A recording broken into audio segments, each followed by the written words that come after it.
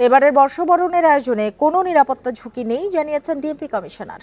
রাজধানীতে মাঠে থাকবে 18,000 পুলিশ, র্যাব ও সেনা সদস্য। এছাড়া চারুকলায় মোটিফে আগুন দেয়ায় জড়িতদের আনন্দ শোভাযাত্রার আগেই গ্রেপ্তার করা হবে জানান ডিএমপি প্রধান।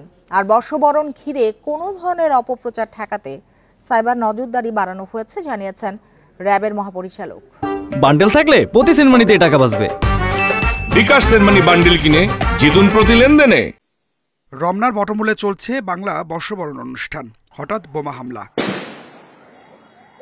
এমন সম্ভাব্য পরিস্থিতি নিয়ন্ত্রণে প্রস্তুত আইনশৃঙ্খলা বাহিনী। সেটি যাচাই করতেই রোববার সকালে ডিএমপির সিটিটিসির এমন মহড়া। হামলাকারীদের গ্রেপ্তার, নিরাপত্তা তল্লাশি সহ নানা পরিস্থিতির মহড়া করেন সদস্যরা। পরে ডিএমপি কমিশনার গণমাধ্যমকে জানান, এবারের উদযাপনে নিরাপত্তা নিয়ে শঙ্কা নেই।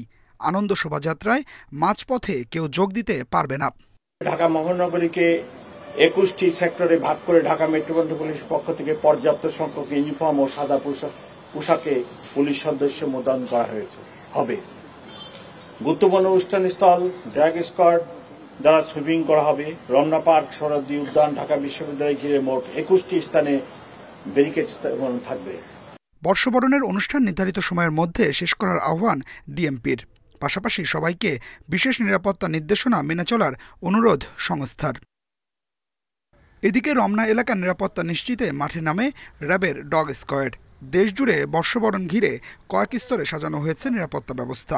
মোটরসাইকেল পেট্রোল, গাড়ি পেট্রোল, চেকপোস্ট, অবজারভেশন টাওয়ার এবং আমাদের গোয়েন্দা নজরদারি অব্যাহত আছে।